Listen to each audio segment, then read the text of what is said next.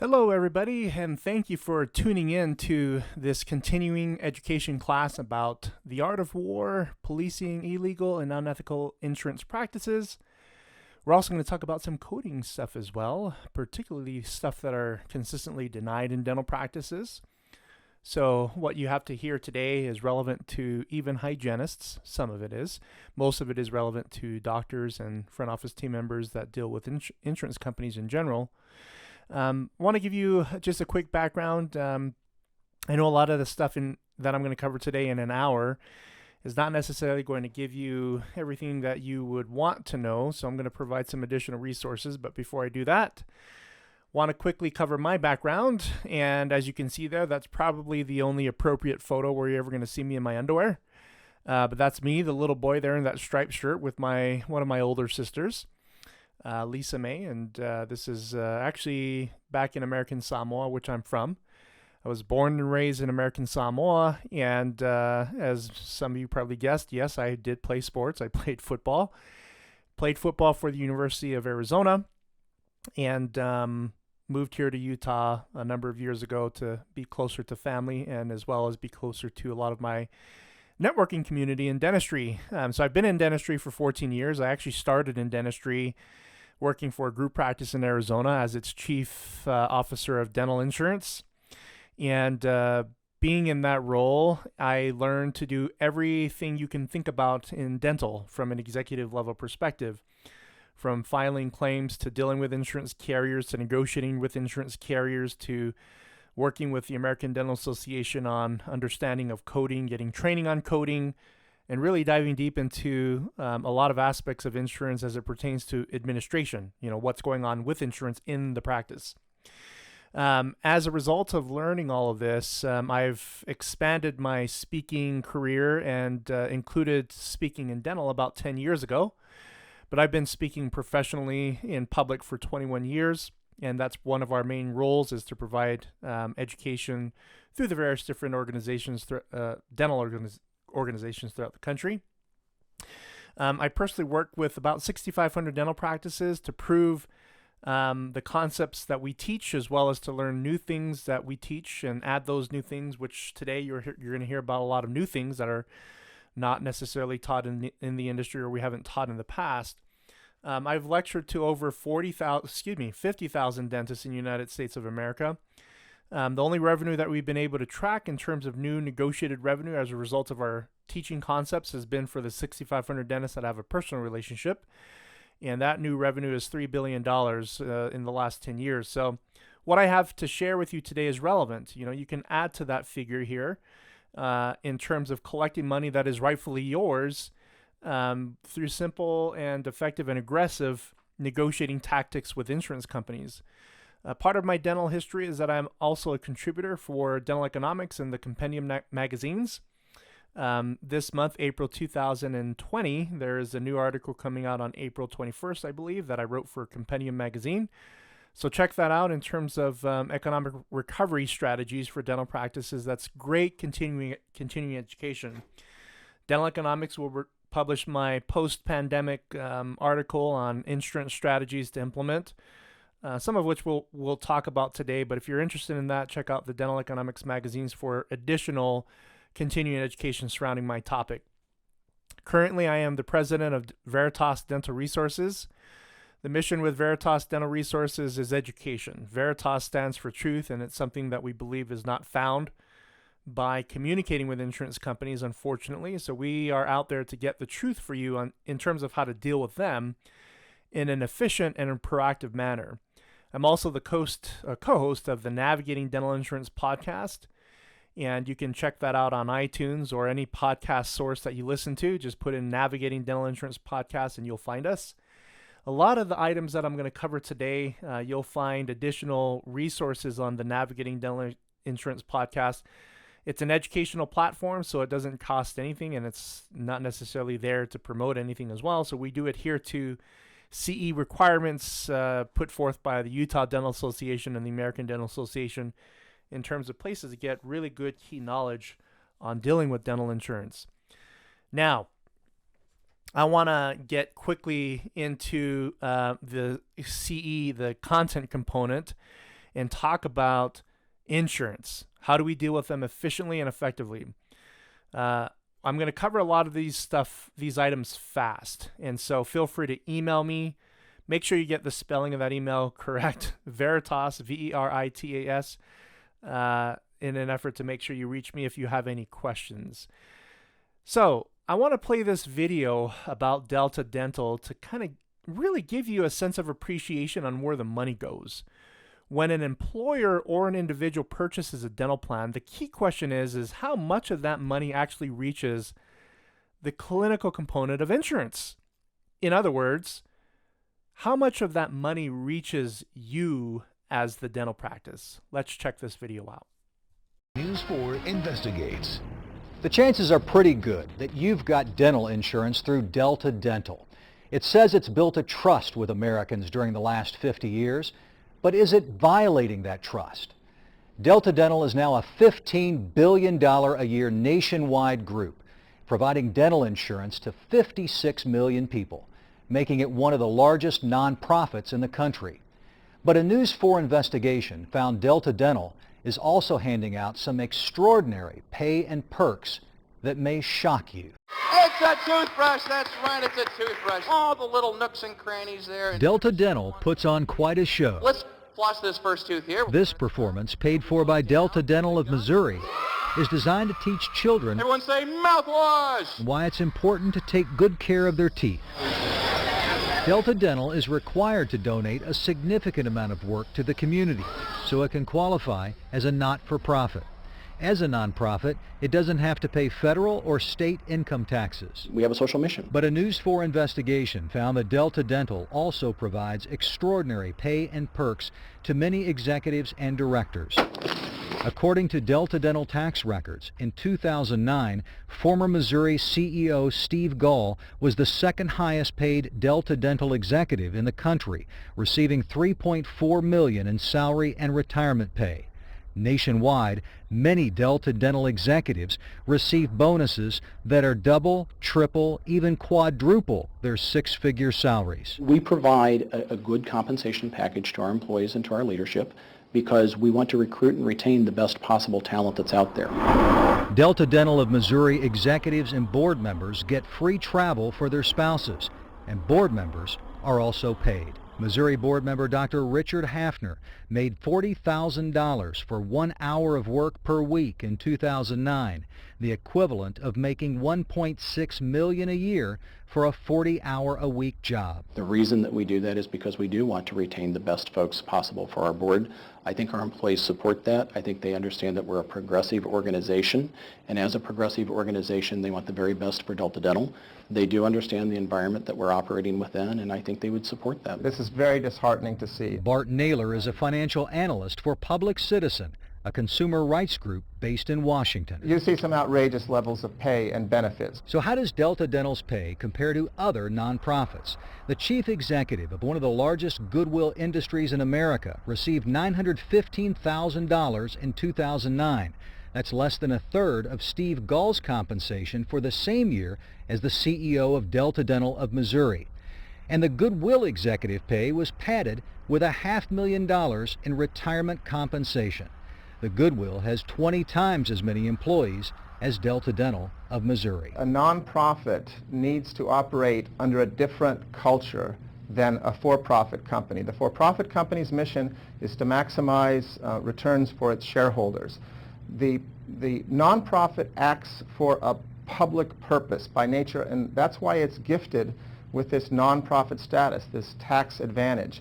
And when a nonprofit begins to think like a for-profit company, I think we have a serious problem. One of the most stunning findings in our investigation is that Delta Dental of California paid its board of directors more than $1 million in 2010. That's the kind of compensation you won't even find on a board for some major for-profit corporations. And remember, most board members for nonprofits are volunteers. You can see the records for yourself by going to our website, KMOV.com. Craig Cheatham, News 4. I know that video doesn't give you any warm and fuzzies, and it's kind of frustrating because when you look at nonprofit organizations, you think they exist in a fashion like a church or a charity organization that's out there, like some of these hospital systems where they collect donations, and 100% of that money goes towards care for children or for other things, and it's just so sad to see that organizations have exploited not-for-profit organizational structures for personal gain. And so that becomes a key question, is understanding on how you can tap into some negotiating resources on the billing, fee schedule, and other negotiating components to gain access to the money that the employers budget for dentistry. And so one of the things I want to cover today, just a few stats before we get into the art of war, is that this is not just applicable in the state of Utah. These are national trends. We've actually sought Freedom of Information Act disclosures from Delta Dental and all the other insurance carriers that are required to report their numbers to the federal government. So the first thing I want to start with is the loss ratio. Loss ratio is the percentage of the premium dollars that an individual or an employer would spend on dental insurance, the percentage of that money that actually goes towards any type of clinical care. Delta Dental reports that it's at 60%. EMI and a lot of these other self-funded organizations, self-funded plans are a little different. 90% of the money that's paid for self-funded plans, about 90% goes towards dentistry. But when you look at MetLife, MetLife at 55%, Guardian at 50%, Aetna roughly at 50%. Some of these insurance plans only spend 45% of what an employer gives them on actual dental care. And I think that's totally ridiculous, That money should be dedicated and allocated towards clinical care. And that's the reason why a lot of groups self-fund, is because up to 90% of that money goes towards dental care. But a lot of people that buy fully insured plans, which is a lot of the patients that you see, about half of what they pay actually reaches you. And so that, to me, that screams opportunity. The other thing is only 22% of people with dental insurance report paying a deductible for restorative procedures. Across the country, 37% of adults use their dental benefits on an annual basis. And then children with PPOs and Medicaid is at 52% utilization. What that means and screams to you, because, children, it's not a very high utilization component. The vast majority of the dental dollars, the dental insurance dollars, are spent on adults and senior citizens, which senior citizens have a slightly higher utilization rate, but the average adult or the average user, it's less than 40% utilization of dental insurance across the country. So with that said, some appreciation in the sense of you knowing and at least confirming to you that yes, insurance is a great business and dental insurance is there to profit, and they have extreme profits simply because it's an extremely underutilized benefit by the majority of those that actually have it. Okay. So the art of war, when you deal with insurance companies, or when you're dealing in the negotiating arena, if you will, you're at war. It doesn't have to be a war of bloodshed, but you're at a war of will. And essentially, the art of war is essentially imposing your will on the insurance carriers from an administrative perspective, or even your team members from an administrative perspective, to play the game and play the game effectively. So The Art of War was written by General Sun Tzu. This was 2,000 years ago, approximately 2,000 years ago. And his concepts are used in both war, sport, and even including in business. So The Art of War is a must-read for business strategists. So I recommend that you read The Art of War, simply because there's so many things in there that you can apply to business, and we're going to cover those things today. The first thing I want to cover as we prep for The Art of War is when you look at the insurance pros. We interviewed 500 random people in Salt Lake City, asked them, what do you like about your dental insurance plan? And this is what they said. They gave a variety of different answers. There were some very interesting things that we saw. One of the things was keeping dentists honest. I thought that was really interesting. The perception among the public right now is that finding ways to keep the insurance carriers honest is more important. But some people say, yeah, it keeps the dentist honest. And the final thing that we thought was really funny was eye candy. Oh man, my dentist is so hot. Oh, my hygienist. Whew, she is so pretty. So in looking at the pros of dental insurance, this is the realities. I mean, this is what the public thinks. It's not the realities, but you look at and compare those perceptions to the realities of dental insurance. It's no secret. The public doesn't know how crazy the adjudication process is, how often they deny claims. I'm not too sure if you're aware, but only 6% of people with dental insurance actually reach their annual max. Only 22% of all individuals with insurance actually seek a restorative procedure indicated by paying a deductible. 37% of adults see a dentist at least once annually. 52% of children see a dentist once annually. Medicaid use is around 52% for children. Same with dental insurance. Adult use is really, really low. You know, when you look at the percentage of dollars that's actually used on dental insurance versus what's spent on purchasing a dental benefit, the average individual is losing money. One of the key things I want to talk about today is how insurance carriers undermine dental practices and how they engage in illegal activity that goes unchallenged. And so going back to the slide about dealing with insurance, the art of negotiations, I want you to put that hat on for a minute here so that we can effectively engage in some effective administration in the practice and effective advocacy, as well as use of time when it comes to dealing with insurance carriers directly. Now here's the outline of what I want to cover quickly, and then I'll turn the time over to Genevieve and Jordan to sort of carry things through with you from an in-house membership perspective and a patient communication or patient protocol perspective.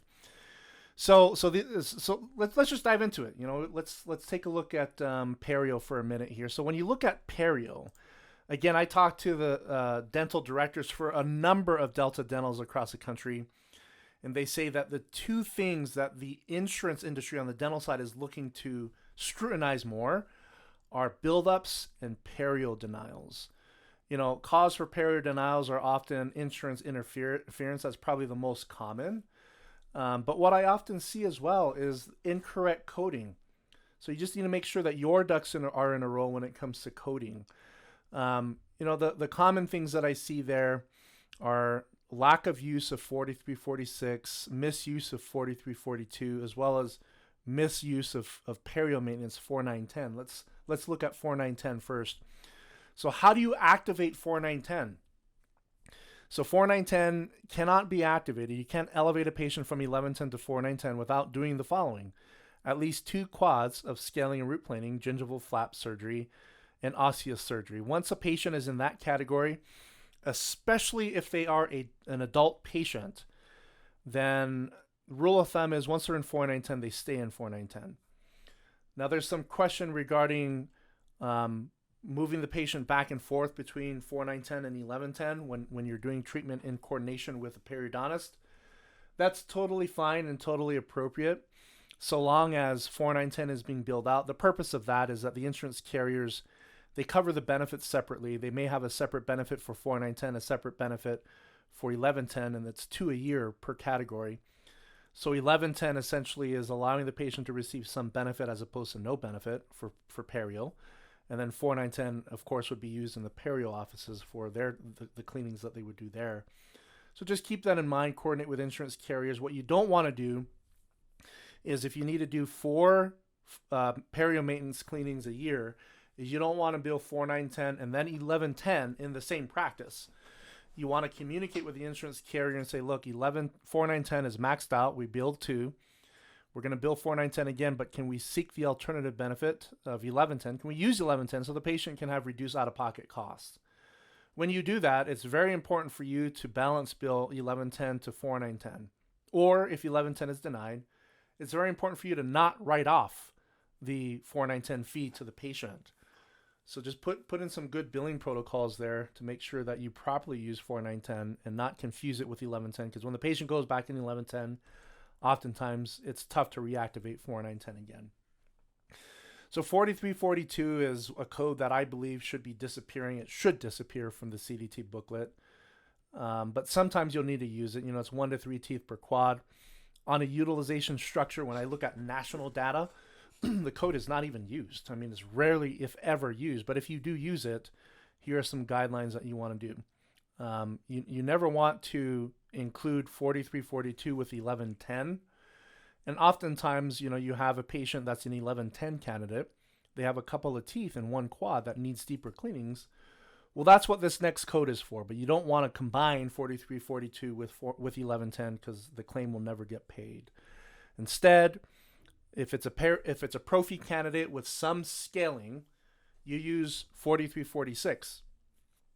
Now, I venture to guess that less than half of you are using 4346, and that's not an accusation. It's a new code. It's less than 2 years old. Well, it's just about 2 years old. But it's a code that insurance carriers are only now starting to recognize. Some of them are paying it at the 1110 rate. Some of them are paying it at a higher rate. I recommend pricing 4346 out at the 4910 rate in an effort to get a good reimbursement, or at least a negotiated reimbursement that fits the time that you spend. So 4346 is not a full-on scaling root planing candidate, not even a full 4341 quad candidate. It's usually somebody that's halfway in between full-on scaling and root planing and 1110. I can email you the ADA's definition behind this and how insurance carriers should be processing claims if you are interested.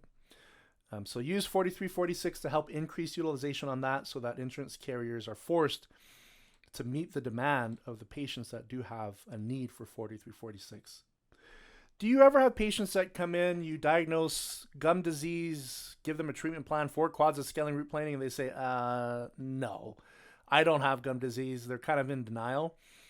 It's no different than telling a young patient that they have cancer. Naturally and obviously, we don't take to bad news about our health very well. So it's human nature for people to be a little bit in shock when it comes to notification that they even have something like a disease. Scaling root planing is nothing close to cancer, but it can lead to other major issues like cancer down the road. But if a patient refuses perio treatment, the protocol that we've heard for years is to have the patient sign a refusal. The issue with having the patient signing a refusal and then performing a prophy on that patient is now you have documented supervised neglect. And here's an example. So this dentist was sued because the dentist failed to tell the patient about worsening gum disease. This patient was a patient of this dentist for a long, long time. There were no notes about communication with the patient that they had gum disease. Long story short, patient sought care somewhere else. I think the patient lost some teeth, and that resulted in the patient suing the original dentist for not warning them that they had a condition. So in essence, when it comes to the perio refusals or scaling root planing refusals, my recommendation is you let the patient go through that denial process and say, hey, look, just think about it. Call me tomorrow, or we'll give you a call tomorrow to see how you feel, but this is the treatment that you need. And if the patient still refuses, then I don't recommend taking any risks. Oftentimes those patients will give you problems down the road. In fact, here in Utah, the number one cause for malpractice suits is because the patients say, I thought about it. Can you just do the cleaning? Or can you just do this? Can you do that? And then the doctors, out of the goodness of their hearts, would do what the patients request, which is illegal, supervised neglect. And then the patients come back and sue the doctors. So be careful about that thing called loyalty. Oftentimes, the loyalty is disguised by deceit, and you just have to be very careful. Okay, let's shift gears for a minute here. I want to talk about the David and Goliaths of our world. When you talk about dealing with insurance carriers, it's no different than dealing with a big bully. Yeah, and I love the stories of David and Goliath and many others that depict the fact that even the little guy can win. So I want to read this story to you for a minute here to lead into our next section. You may recall the stories of David and Goliath, the Spartan army led by King Leonidas at the Battle of Thermopylae, or a personal favorite, the Battle of Baltimore at Fort McHenry. On September 13, 1814, British warships delivered a downpour of rockets and mortar shells onto Fort McHenry in Baltimore Harbor.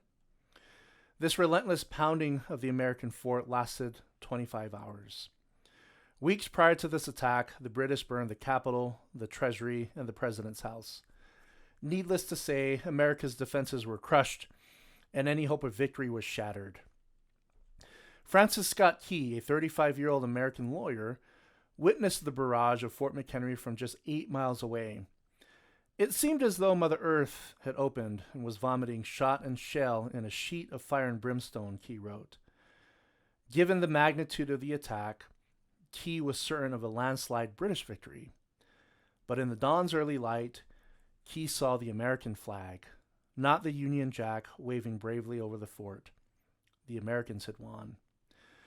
During the attack of Fort McHenry, Key penned a poem we now call the Star-Spangled Banner.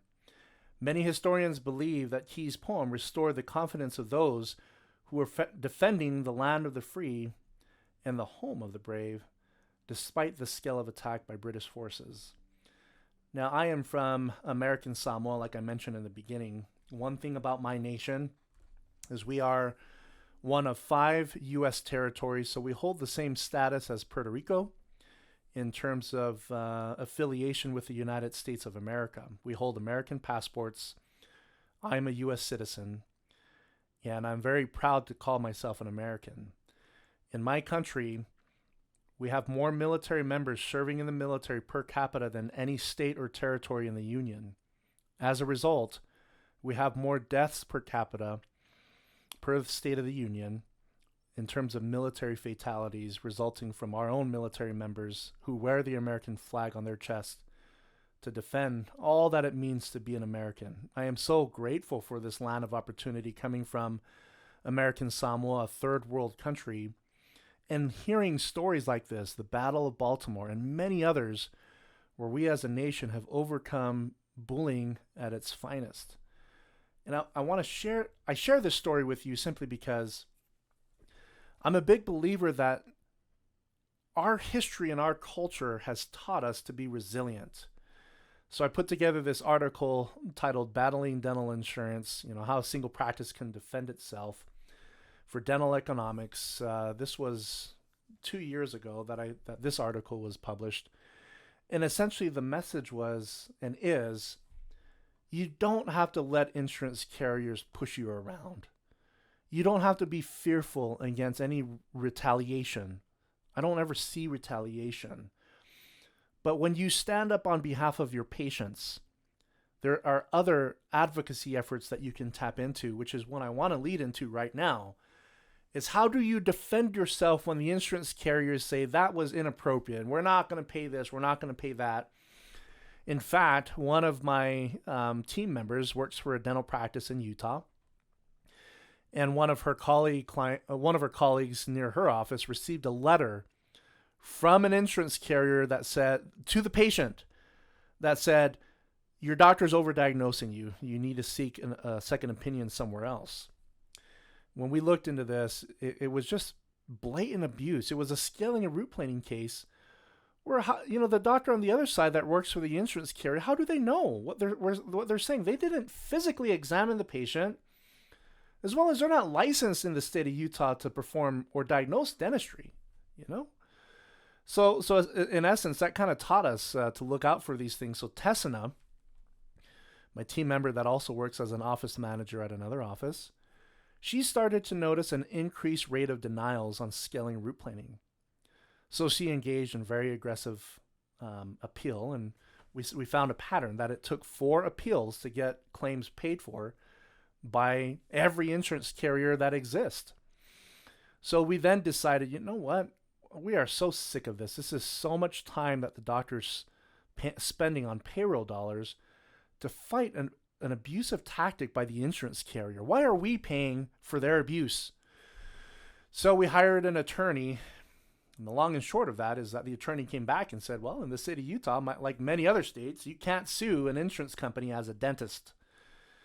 The only option that you have is to work with the insurance commissioner and state attorney general, or even the Department of Justice, to work through any issues you have regarding how the insurance carriers are treating you. So we went to the state insurance commissioner first, and the insurance commissioner response was, interesting. You're the first person to ever bring a complaint like that to us. And this was regarding an increase in denials and scaling root planing and anything in the Perio category. So the insurance commissioner said, look, you're the only one complaining about this, and if we don't hear from a good number of dentists and dental offices, it's a non-issue. We just can't focus on it. So we went to social. Well, first we thought that was just a huge shot in the gut. Wow, what a waste of time, waste of money. So feeling defeated, we went back and we recouped and we planned again, and we decided to go to social media and other forums and associations that we're a part of. What we found is that there were more than 200 documented complaints on these social media accounts as a result of our posting, saying, hey, who else is experiencing issues with X, denials from these companies? We got over 200 responses. We printed those. Tessina took that back to the insurance commissioner and said, hey, I have 200 offices that are now willing to report. Where should they send their complaints? Classic response by government. Hey, we're a government entity. We don't have a whole lot of bodies. We have a limited budget. The truth is we just don't like to work. So in essence, what the insurance commissioner said, we'll take your case, but we just can't take everybody else's at this time. So they did. Tessina got HIPAA disclosures from the patients sent in, over 30 different EOBs from 30 different patients. 2 months later, the insurance commissioner calls Tessina and says, hey, look, we reviewed everything. We hired an independent dentist who also is a licensed consultant to review these things on behalf of insurance carriers. And this consultant said that what you submitted to these insurance carriers the first time around was sufficient. There's no cause for the insurance carriers to say to resubmit this, resubmit a narrative, resubmit this, and that, simply because everything you submitted from the beginning satisfied the checklist of items that an insurance company would need to legally pay that type of claim. So what we've discovered is a pattern of a delay tactic that the insurance carriers were engaging in, which is against Utah state law. So we wrote these insurance carriers and had a judge sign a court-ordered cease and desist on your behalf, indicating that if another complaint comes out of your office for these same issues, we will put those insurance carriers' licenses to sell dental plans in the state of Utah under review. Finally, what we did is we issued a citation to these insurance carriers in the amount of $2,500 per incident for engaging in a tactic that is against Utah state code and statute. So this was a huge victory that the insurance carrier basically said, yeah, they were engaging in an illegal activity, and we set them straight. So more than 3 years later, Tessina reports that she has not received a single denial from those companies, and as a result, all the other insurance carriers that weren't included in that complaint stopped with those denials as well. Now, there's a story as to why that happened that I'll cover later.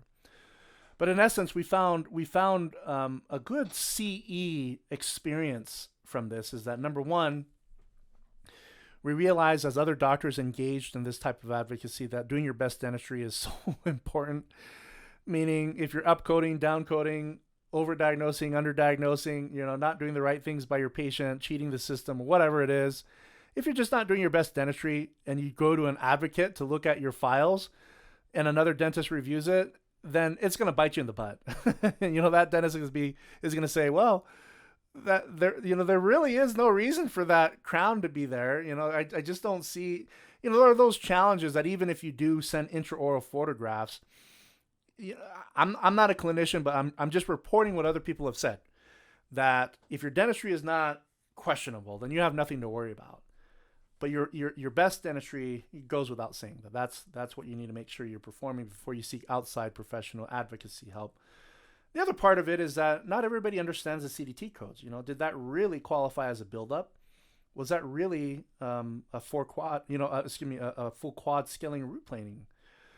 And so, buy a coding book, the ADA or Charles Blair. There's a bunch of them that are out there. Find them, learn them, and just make sure that your dentistry matches the CDT codes that you're reporting.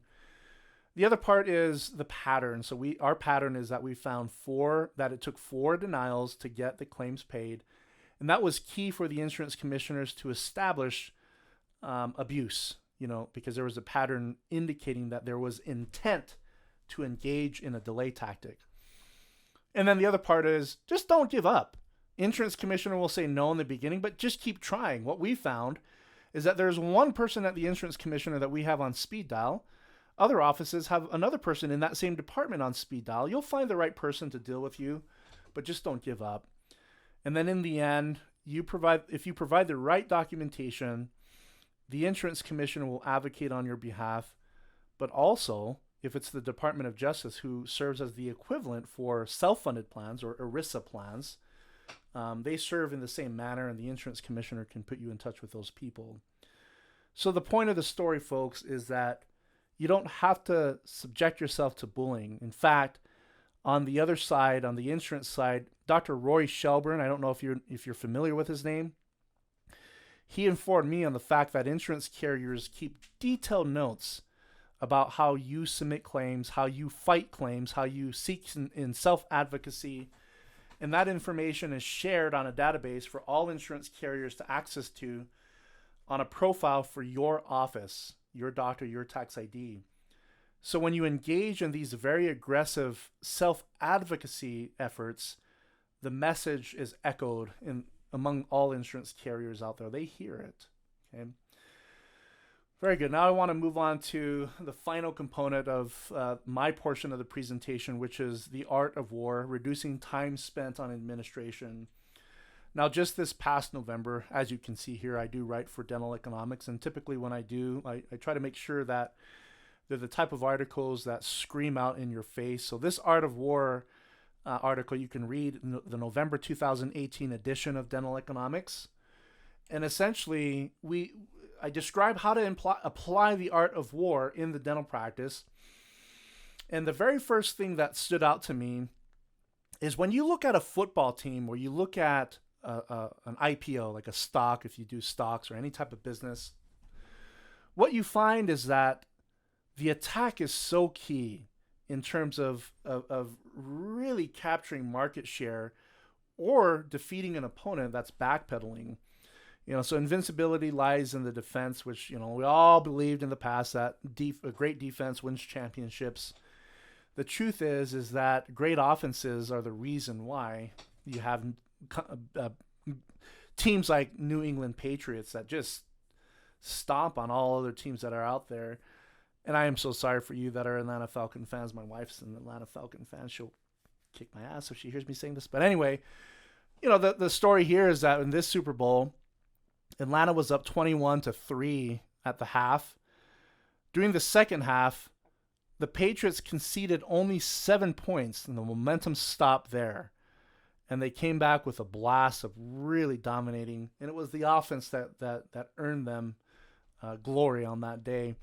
You look at college football, and although the Roll Tide, Alabama didn't win. Did they win or did not? I don't think they won. I can't remember. But you look at all the games last year: 51-14, 57-7, 62-7, 45-23.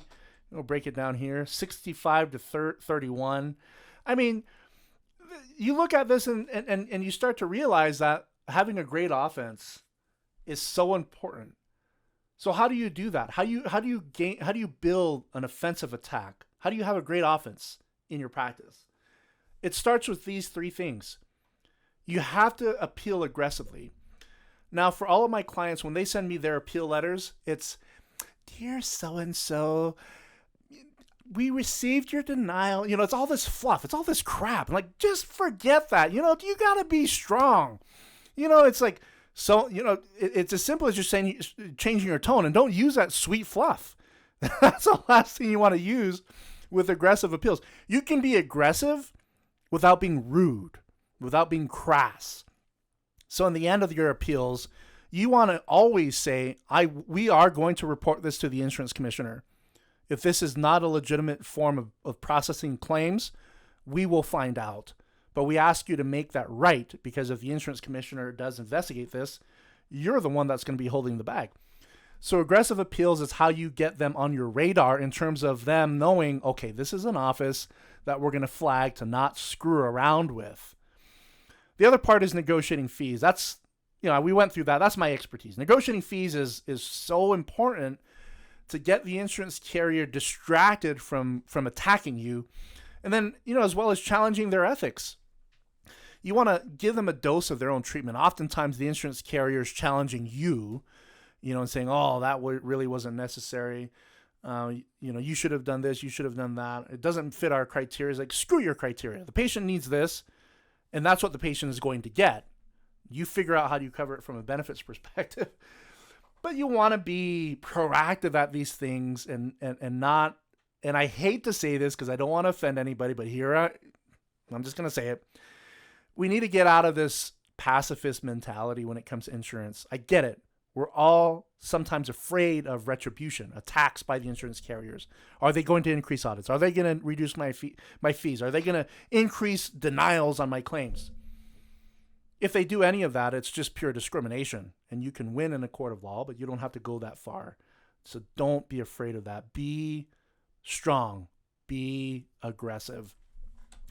Next quote is, a good example of this is attacking your enemy where they're unprepared. The Vietnam War against the Viet Cong. The Viet Cong had these underground tunnels back then. The soldiers, the U.S. soldiers, many of my family members died there, and I'm none of us are proud of that. Proud of the fact that we had so many casualties there. But the reason why a third world country really trampled on the United States at that time was because they had this art of war strategy nailed down. They had an underground tunnel system.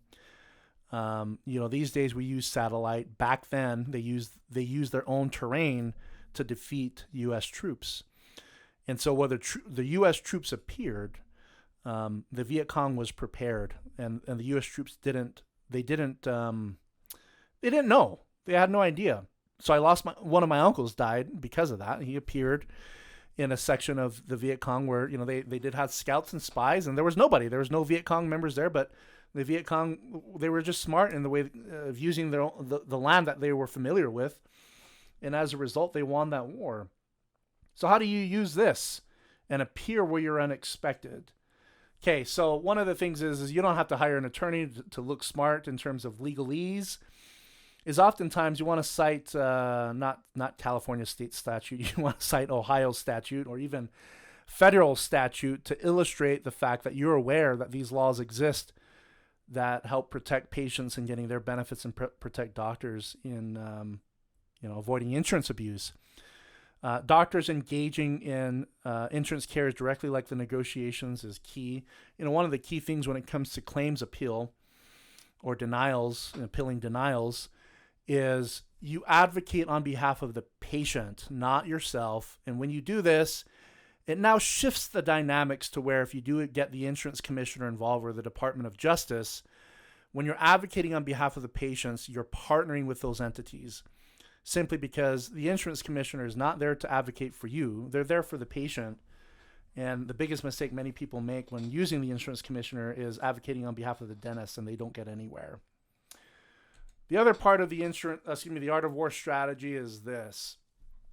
What is your enemy's strategy? And how can you attack it? And we've been talking about the enemy's strategy, but let me outline that for a minute. So the enemy's strategy is it's described in these 7 points, and there are more.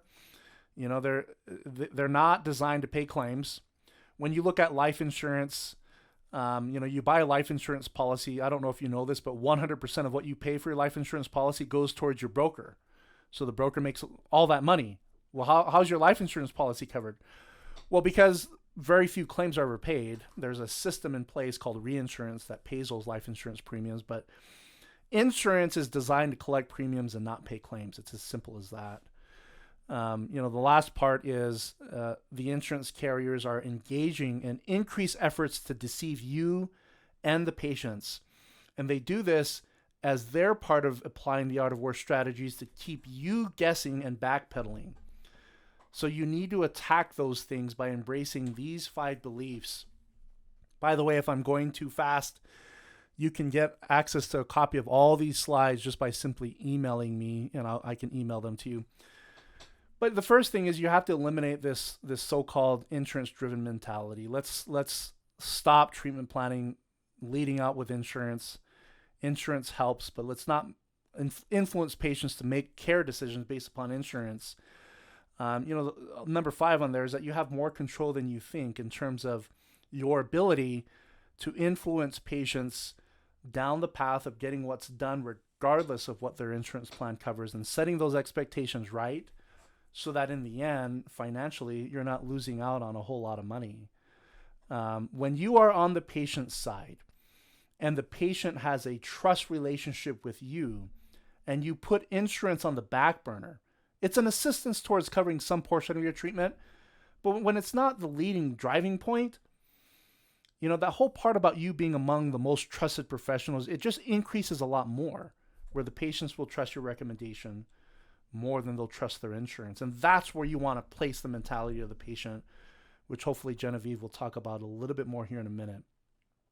So in terms of efficiency and management, I want to shift gears and talk about using some tools to maximize your insurance, to sort of circumvent a lot of the issues that you have with insurance carriers in terms of all the time that you spend getting different, you call the same insurance carrier for the same patient, you get 2 different answers from 2 different people on the insurance side.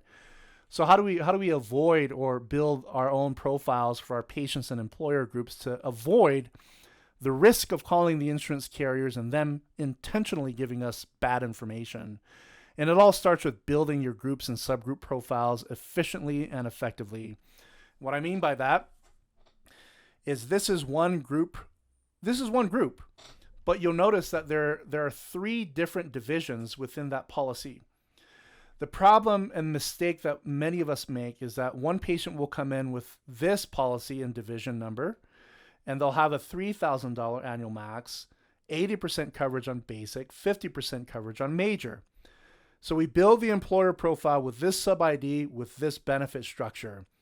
The next patient from this same employer group comes in, and we completely ignore this section, but we identify the coverage as this, $3,000, but when in fact it's only $1,000 of annual max, preventative, and only 50% coverage for basic. But we treatment plan the crown at 60% coverage when in fact there's no coverage. Now we are backpedaling, trying to defend ourselves when the insurance company denies it. And we're thinking in our minds, there's coverage, there's 60% coverage. So you go through this entire appeal process, completely waste of time, because the insurance company is not ever going to pay for it. All the while, you've given the patient the expectation that their out-of-pocket is only 40% because their insurance is only going to cover 60%. Now you've lost the battle because you've collected 40%. Now you're writing off 60% because there's no way the patient is going to well, there's a very small likelihood that the patient is going to adhere to a mistake that you made, and naturally many practices write off that 60%.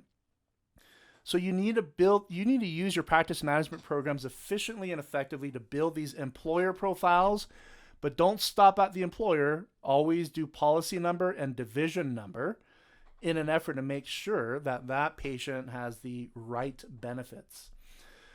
So the other part of this is the downgrades per tooth. Oftentimes, the dollar amount that's reimbursed for that particular tooth is a little bit different than another tooth. So when processing, balance billing on downgrades is so important. I like to keep things simple. And so when I was managing a group practice, I had a policy that on downgrades, we collected an extra 10%. We overbilled the patient, knowing that we had to correct it when the EOB came back. So oftentimes our patients were getting credit notices, not collection statements, because we underestimated. The reason why that's important is simply because patients would rather see dollar signs credited to them than a collection statement. Even if that collection statement was $10, it'll get them, it'll annoy them. It's like, well, you estimated this, and now you're telling me I need to pay more. I mean, all of you know that song and dance. The other part is pretty basic, the frequency and limitations per plan. The last part is something that we all have ignored for years. Did you know that your contract comes with something called a dental resource guide? Now, this dental resource guide is an addendum to your contract that tells the dental practices how the plan will pay.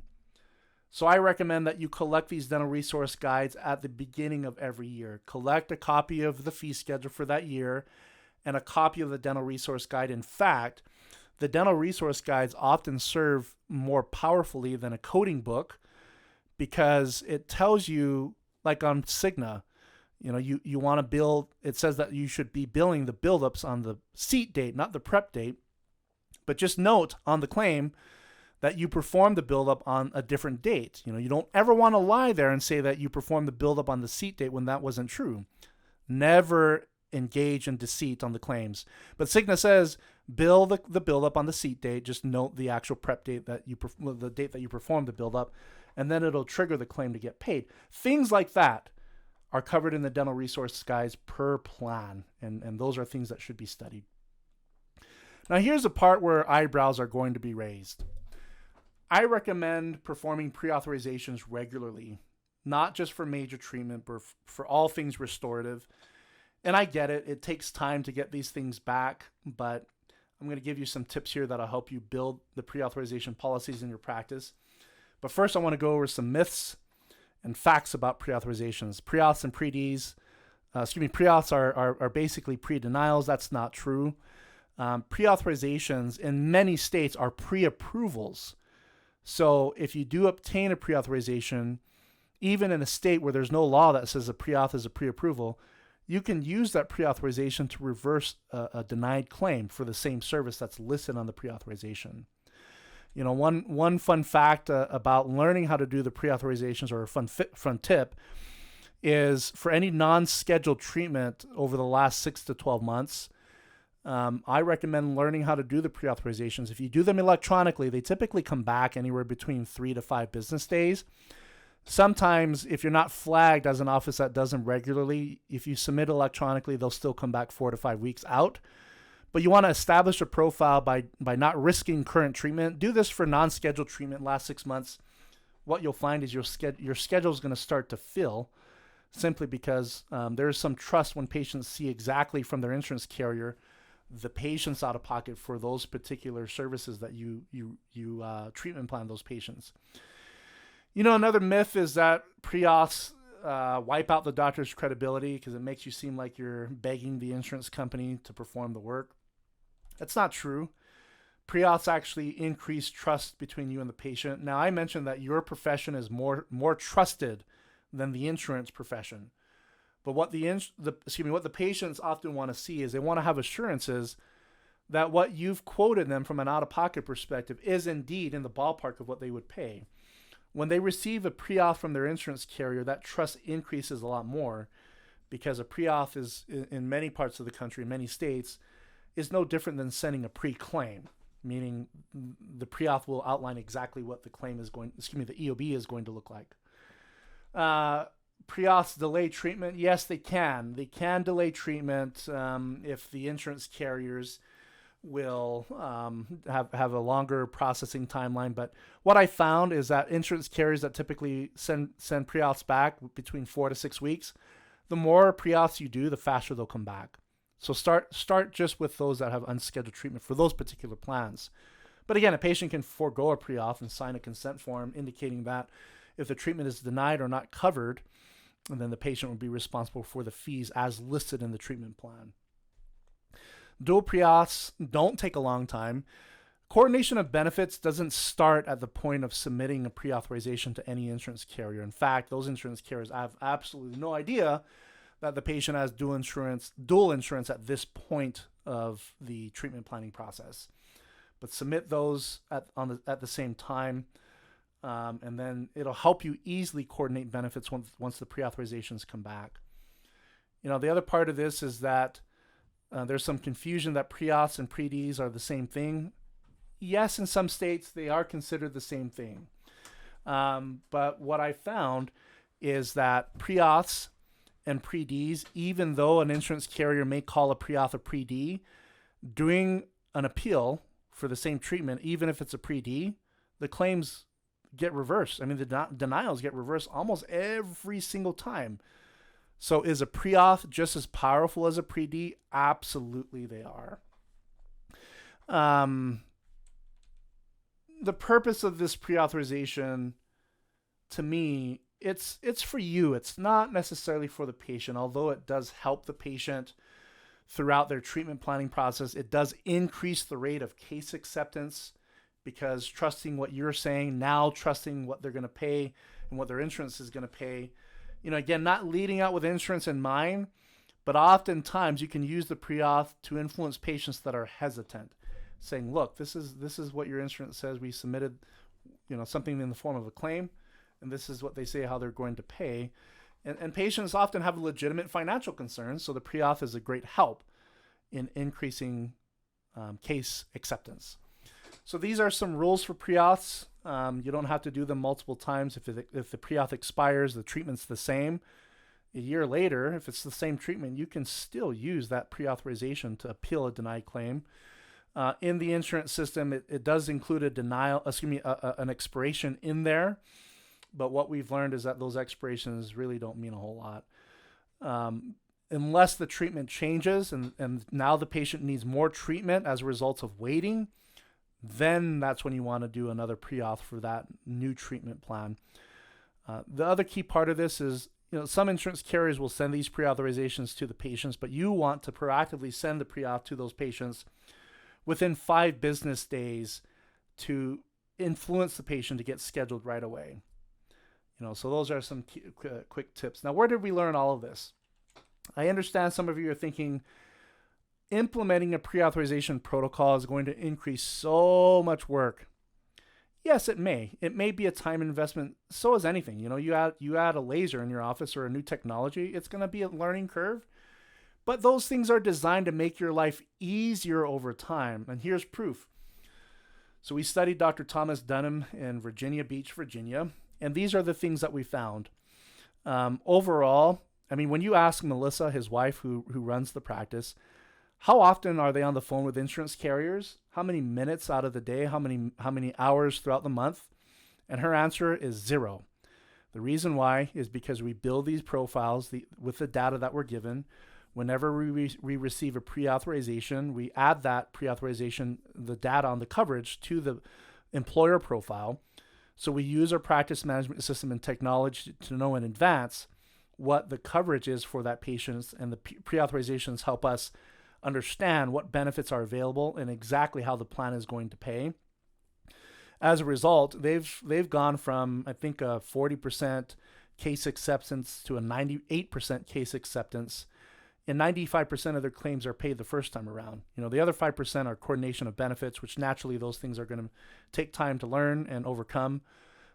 You contrast that with the average dental practice. The average dental practice, oftentimes 60% of the claims are paid first time around.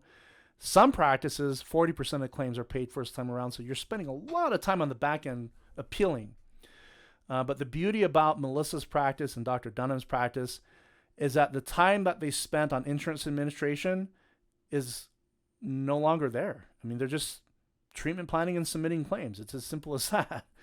The greatest thing about this process is that when an insurance carrier denies treatment on the pre-auth or pre-D, you're no longer at risk of being considered the fall guy or fall gal as a result of benefits being denied.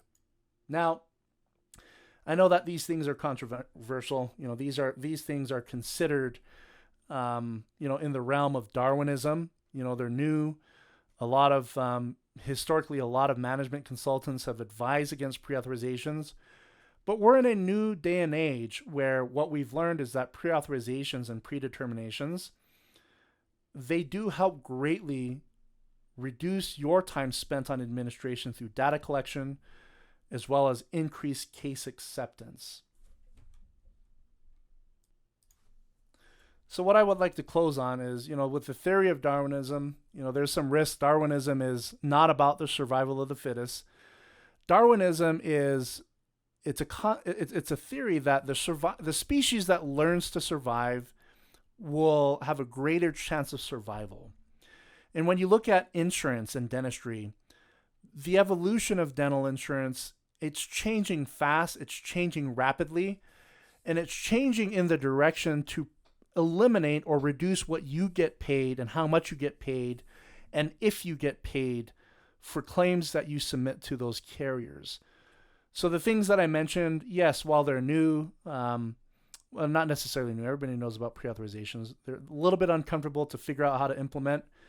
All I have to say is those things have been vetted and proven, and we have hundreds of clients that implemented those things with a great amount of success. So you're not alone in the sense that I'm going to share my contact information with you on how to learn so you can continue your investigation, lean on me for some advice and continued questions on how to do some of these things. But what I'm going to close with my portion of this presentation, and I'm going to hand it over to Genevieve and to Jordan, is what I've shared with you really is just 2% or 2 degrees of all that's involved in these concepts and implementing them successfully. But at 2 degrees, we all know it's less than a half an inch. When you look at a mile, you're only looking at 60 yards. And that at 1,300 miles, 2 degrees now becomes a little bit more significant. 1979, Air New Zealand Flight 901 had a tourist flight destination, leaving the South Island of New Zealand, flying to Antarctica to check out the landscape, Mount Erebus, the penguins, just a beautiful sightseeing tour. And they flew very low. They flew about 3,000 feet over land when they got there to look at everything. So it was just more of a party tour, very inexpensive.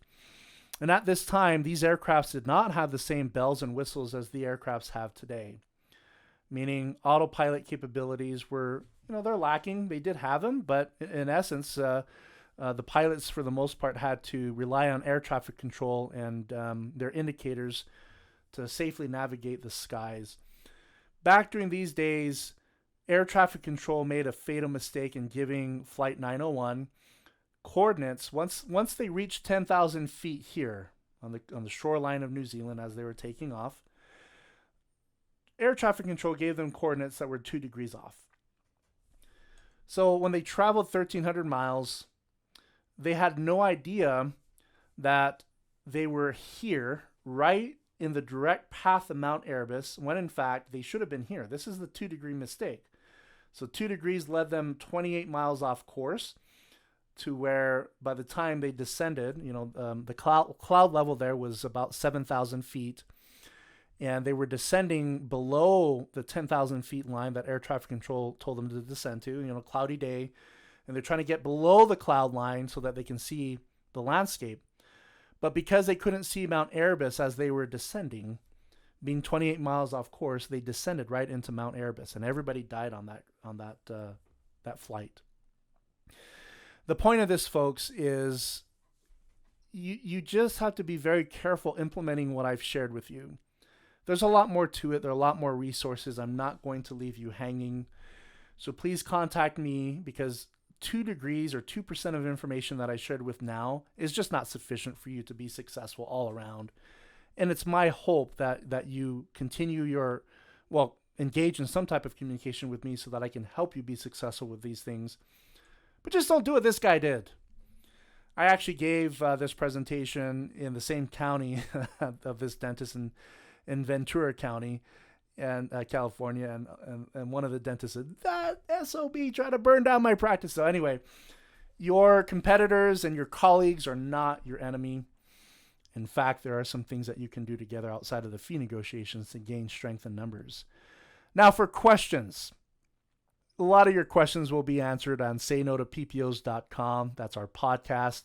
But here are my contacts. Send me an email, Ben at it's pronounced Veritas, dentalresources.com. Veritas stands for truth. And my slogan is that truth is something that you won't get from insurance, so come to us and get it. Call Valerie at my office if you want to chat with me. But please get a hold of me. I'd love to be a resource for you. Thank you so much for entertaining me on this recording.